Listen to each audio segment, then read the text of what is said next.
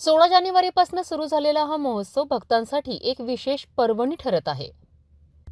19 जानेवारीला कीर्तनकार रामाचार्य अनिल महाराज शेंके यांनी भक्तिरसपूर्ण कीर्तन सादर करून वातावरणात भक्तिभाव निर्माण केलाय। जेवढी कठीण असते त्याला पूर्ण करणं तेवढी जबाबदारी घ्यावी लागते। आधी लोक म्हणायचे की 8,000ची गोष्ट अमरावतीची काढण्याची इमारतीची म्हणजे घरात डॉक्टर पाहिजे, तिथं सगळी सोयी पाहिजे।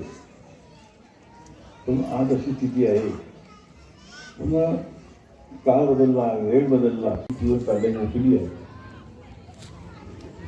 आता भरपूर लोक रात्री कधी कोणी पेशंट गेला तर कधी असं वापरते म्हणून एवढी मोठी सोय म्हणजे महाराष्ट्र पडतो त्यांचं स्वप्न पूर्ण।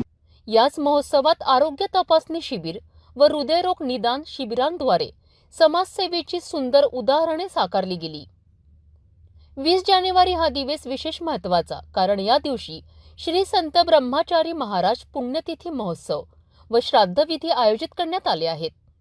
भक्तांसाठी प्रसाद वितरणाची ही योजना आहे आणि या संपूर्ण सप्ताहाचा समारोप 23 जानेवारीला मंडळाचे अध्यक्ष जयंतराव कंद्रे यांच्या हस्ते ध्वजारोहणाने होणार आहे।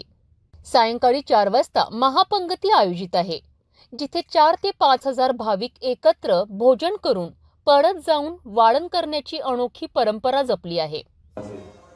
मी जयंत कंद्रे या मुरलीधर व ब्रह्मचारी महाराज संस्थांचा मी अध्यक्ष आहे। गेल्या 18 वर्षापासून मी या ठिकाणी महाराजांच्या सेवेत आहे। हा महाराजांचा 156वा पुण्यतिथी महोत्सव आहे आणि या 156व्या पुण्यतिथीच्या महोत्सवाच्या निमित्ताने आज गुरुमाऊली अच्युत महाराज यांचा जयंत्योत्सव आहे।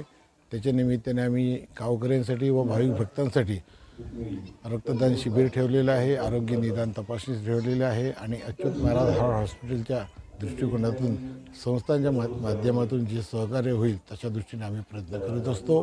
सोबतच हा 156वा वाढदिवस या ठिकाणी जेव्हा साजरा आम्ही करत आहे तर या ठिकाणी वैशिष्ट्य असं आहे की अन्नदानाचं आहे। अत्यंत सात्विकतेने या ठिकाणी अन्नदान करणारी जी गावकरी मंडळी आहे आणि आम्ही सर्व विश्वस्त मंडळ व महाराजांचे जे भाविक भक्त आहेत, जे या देशात या परदेशात या ते या निमित्ताने या ठिकाणी येत असतात। या ठिकाणी हे सर्व होत असताना सर्वसामान्यांना सर्वांना या ठिकाणी भोजन मिळावं आणि या ठिकाणी साफसफाई ठेवण्याच्या दृष्टिकोनातून वैराग्यमूर्ती गाडगे बाबा यांनी फार मोठं कार्य केलेलं आहे, त्याची शिकवण दिलेली आहे। त्याच्यामुळे या गावातील मुलं जी आहेत, तरुण मंडळी ही सकाळी 4 वाजता येऊन पूर्ण गावाची स्वच्छता करते, ग्रामसफाई करतात।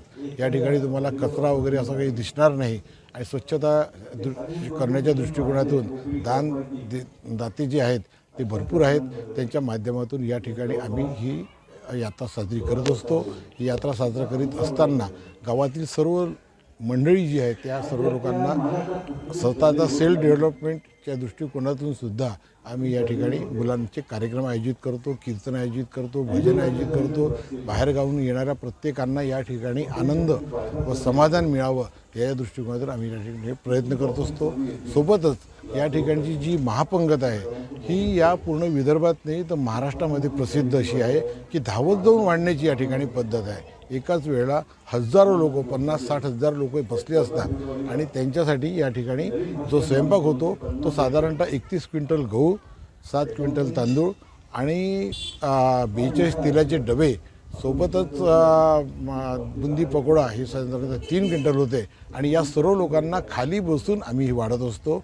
ही गाडगे बाबांनी या ठिकाणी सुरू केलेली जेवणाची पद्धत आहे, ती आजही आम्ही या ठिकाणी करत आहे।